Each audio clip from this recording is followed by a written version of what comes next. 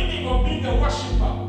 You are not worshiping stuff, but you're worshiping God. When we left Gaba in 2013, we had a passion. We felt a call to go to another city and begin a church. And we didn't know exactly how to begin, but all we knew was that we had a burden to transform a community, to transform a village. We left with no one, and we decided to go on the streets, handing out handbills and flyers, trusting God that He will get people to come and be part of this great family that He had called us to begin. It was a tough moment for us because our first location, our first home, the owner of the house decided to sell the house. He gave us 1 month to vacate and go to another place.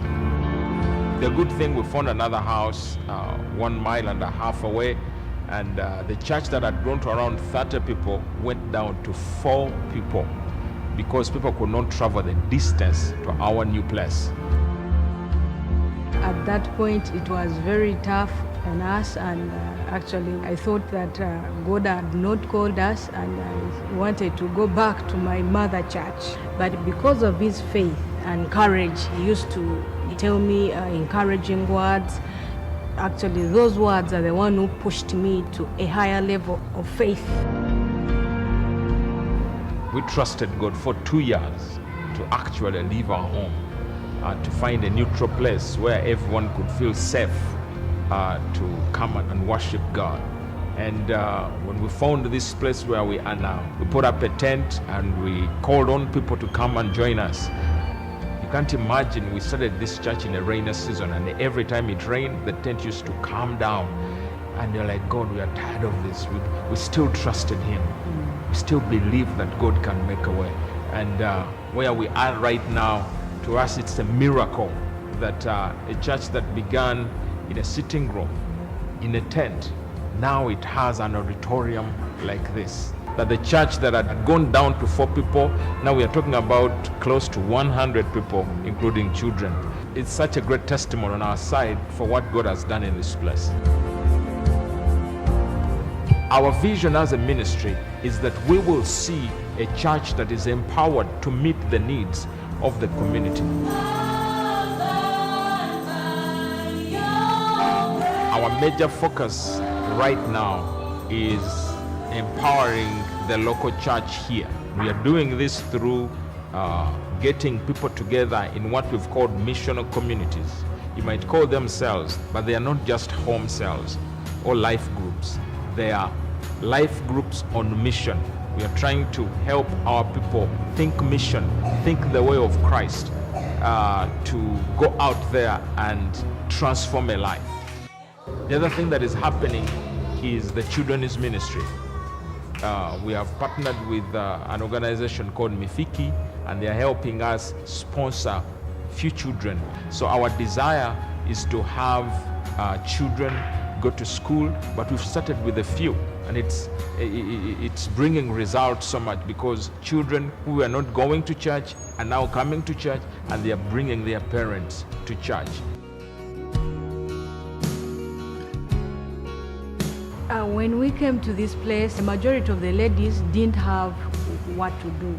They were lacking food. They were lacking many things in the home. Their children were not going to school. So we saw a need, and we are like, why don't we begin a project for women whereby they will come and learn how to sew, learn how to make liquid soap, learn how to make paper bags. A lady can get money out of this, go feed the family.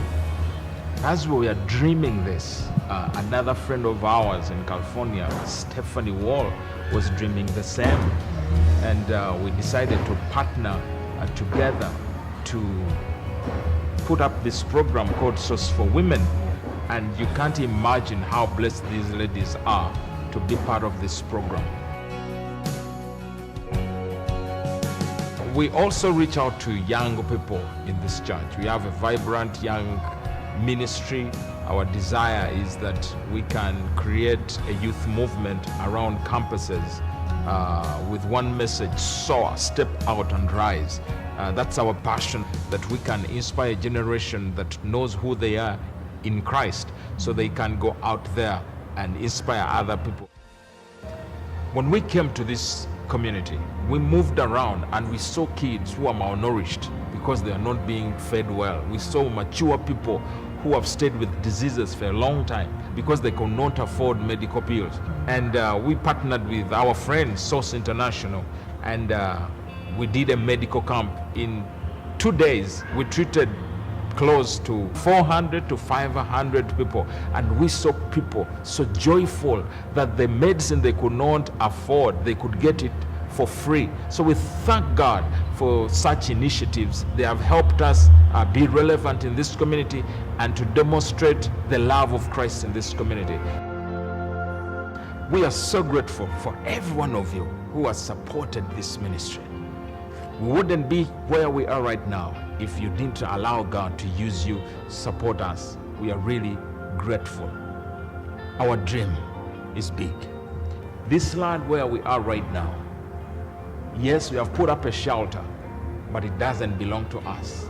We are believing the owner to sell this land to us, and he's willing. All we need is $200,000 US to have this land so we can serve God in a bigger way. Our children have been in a tent for a long time and it's a little uncomfortable for them. We want to trust God that we can have a shelter in this place.